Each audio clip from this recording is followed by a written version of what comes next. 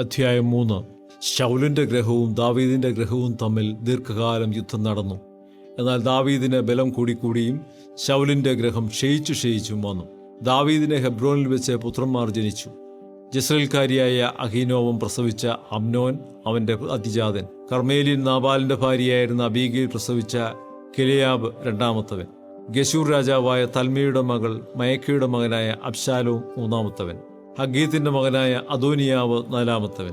അബീത്താലിന്റെ മകനായ ശെഫത്യാവ് അഞ്ചാമത്തവൻ. ദാവീദിന്റെ ഭാര്യയായ എഗ്ല പ്രസവിച്ച ഇത്രയാം ആറാമത്തവൻ. ഇവരാകുന്നു ഹെബ്രോനിൽ വെച്ച് ദാവീദിന് ജനിച്ചവർ. ശൗലിന്റെ ഗൃഹവും ദാവീദിന്റെ ഗൃഹവും തമ്മിൽ യുദ്ധമുണ്ടായിരുന്ന കാലത്ത് അബ്നേർ ശൗലിന്റെ ഗൃഹത്തിൽ തന്നെത്താൻ ബലപ്പെടുത്തിയിരുന്നു. എന്നാൽ ശൗലിന് അയ്യാവിന്റെ മകളായി റിസ്പ എന്നു പേരുള്ള ഒരു വെപ്പാട്ടി ഉണ്ടായിരുന്നു. ഈശ്ബോശത്ത് അബ്നേരിനോട്, നീ എന്റെ അപ്പന്റെ വെപ്പാട്ടിയുടെ അടുക്കൽ ചെന്നത് എന്തെന്ന് ചോദിച്ചു. അബ്നേർ ഈശ്ബോശത്തിന്റെ വാക്ക് നിമിത്തം ഏറ്റവും കോപിച്ചു പറഞ്ഞത്, ഞാൻ യഹൂദാപക്ഷത്തിലുള്ള ഒരു നായ്ത്തലയോ? ഇന്ന് ഞാൻ നിന്റെ അപ്പനായ ശൗലിന്റെ ഗൃഹത്തോടും അവന്റെ സഹോദരന്മാരോടും സ്നേഹിതന്മാരോടും ദയ കാണിക്കുകയും നിന്നെ ദാവീദിന്റെ കയ്യിൽ ഏൽപ്പിക്കാതിരിക്കുകയും ചെയ്തിരിക്കെ ഇന്ന് ഈ സ്ത്രീ നിമിത്തം നീ എന്നെ കുറ്റം ചുമത്തുന്നു. ശൗലിന്റെ ഗൃഹത്തിൽ നിന്ന് രാജത്വം മാറ്റുകയും ദാവീദിന്റെ സിംഹാസനം ദാൻ മുതൽ ബേർശേബ വരെ ഇസ്രയേലിലും യഹൂദയിലും സ്ഥാപിക്കുകയും ചെയ്യുവാൻ തക്കവണ്ണം യഹോവ ദാവീദിനോട് സത്യം ചെയ്തതുപോലെ ഞാൻ അവന് സാധിപ്പിച്ചു കൊടുക്കാതിരുന്നാൽ ദൈവം അബ്നേരിനോട് തക്കവണ്ണവും അധികവും ചെയ്യട്ടെ. അവൻ അബ്നേരിനെ ഭയപ്പെടുകൊണ്ട് അവനോട് പിന്നെ ഒരു വാക്കും പറവാൻ കഴിഞ്ഞില്ല. അനന്തരം അബ്നേർ ഹെബ്രോനിൽ ദാവീദിന്റെ അടുക്കൽ ദൂതന്മാരെ അയച്ചു, ദേശം ആർക്കുള്ളത്? എന്നോട് ഉടമ്പടി ചെയ്യുക. എന്നാൽ എല്ലാ ഇസ്രയേലിനെയും നിന്റെ പക്ഷത്തിൽ വരുത്തേണ്ടതിന് എന്റെ സഹായം നിനക്കുണ്ടാകും എന്ന് പറയിച്ചു. അതിന് ദാവീദ്, നല്ലത്, ഉടമ്പടി ചെയ്യാം. എന്നാൽ ഞാനൊരു കാര്യം നിന്നോട് ആവശ്യപ്പെടുന്നു. നീ എന്നെ കാണുവാൻ വരുമ്പോൾ ആദ്യം തന്നെ ശൗലിന്റെ മകളായ മീഖളിനെ കൂട്ടിക്കൊണ്ട് വരാതിരുന്നാൽ നീ എന്റെ മുഖം കാണുകയില്ല എന്ന് പറഞ്ഞു. ദാവീദ് ശൗലിന്റെ മകനായ ഈശ്ബോശത്തിന്റെ അടുക്കൽ ദൂതന്മാരെ അയച്ചു, ഞാൻ വിവാഹ നിശ്ചയത്തിന് ഫെലിസ്ത്യരുടെ 100 അഗ്രചർമ്മം കൊടുത്തു വാങ്ങിയ എന്റെ ഭാര്യയായ മീഖളിനെ ഏൽപ്പിച്ചു തരിക എന്ന് പറയിച്ചു. ഈശ്ബോശത്ത് അവളെ ലൈശ്യന്റെ മകനായ അവളുടെ ഭർത്താവായ ഹൽത്തിയേലിന്റെ അടുക്കൽ നിന്ന് വരുത്തി. അവളുടെ ഭർത്താവ് കരഞ്ഞും കൊണ്ട് ബഹൂരീം വരെ അവളുടെ പിന്നാലെ വന്നു. അബ്നേർ അവനോട്, നീ മടങ്ങിപ്പോക എന്ന് പറഞ്ഞു. അവൻ മടങ്ങിപ്പോയി. എന്നാൽ അബ്നേർ ഇസ്രായേൽ മൂപ്പന്മാരോട് സംസാരിച്ചു, ദാവീദിനെ രാജാവായി കിട്ടുവാൻ കുറെ കാലമായല്ലോ നിങ്ങൾ അന്വേഷിക്കുന്നത്. ഇപ്പോൾ അങ്ങനെ ചെയ്യുവിൻ.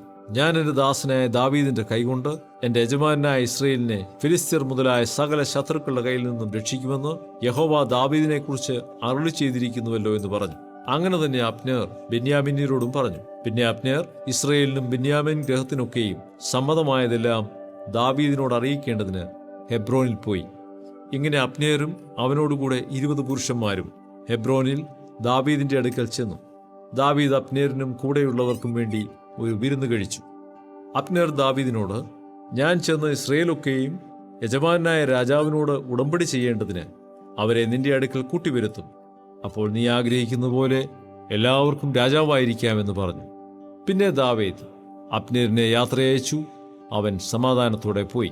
അപ്പോൾ ദാവീദിന്റെ പടയാളികളും യോവാബും ഒരു കവർച്ചപ്പട കഴിഞ്ഞ് വളരെ കൊള്ളയുമായി മടങ്ങി വന്നു.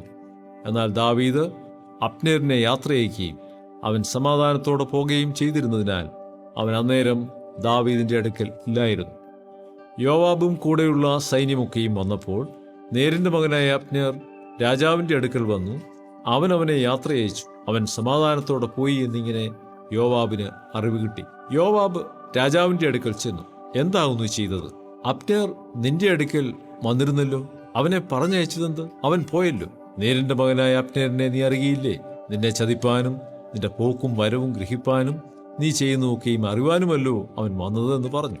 യോവാബ് ദാവീദിന്റെ അടുക്കൽ നിന്ന് പുറത്തിറങ്ങി അബ്നേരിന്റെ പിന്നാലെ ദൂതന്മാരെ അയച്ചു. അവർ അവനെ സിരാക്കിണറ്റിങ്കൽ മടക്കിക്കൊണ്ടുവന്നു. ദാവീദ് അത് അറിഞ്ഞില്ലതാനും. അബ്നേർ ഹെബ്രോനിലേക്ക് മടങ്ങി വന്നപ്പോൾ യോവാബ് സ്വകാര്യം പറവാൻ അവനെ പടിവാതിക്കൽ ഒരു ഭാഗത്തേക്ക് കൂട്ടിക്കൊണ്ടുപോയി തന്റെ സഹോദരനായ അസഹേലിന്റെ രക്തപ്രതികാരത്തിനായി അവിടെ വെച്ചവനെ വയറ്റത്ത് കുത്തിക്കൊന്നുകളഞ്ഞു.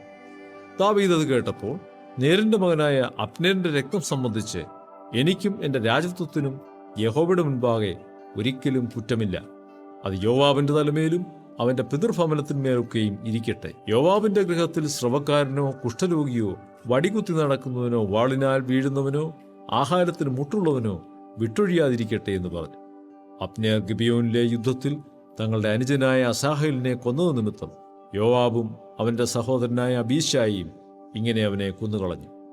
ദാവീദ് യോവാബിനോടും അവനോട് കൂടെയുള്ള സകല ജനത്തോടും, നിങ്ങളുടെ വസ്ത്രം കീറി ചാക്കുശീല ഉടുത്ത് അബ്നേറിന്റെ മുമ്പിൽ നടന്ന് വിലപിപ്പീൻ എന്ന് പറഞ്ഞു.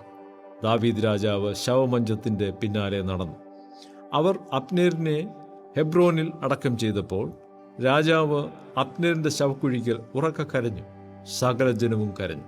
രാജാവ് അബ്നേറിനെ കുറിച്ച് വിലാപഗീതം ചൊല്ലിയെന്തെന്നാൽ, അബ്നേർ ഒരു നീചനെ പോലെയോ മരിക്കേണ്ടത്?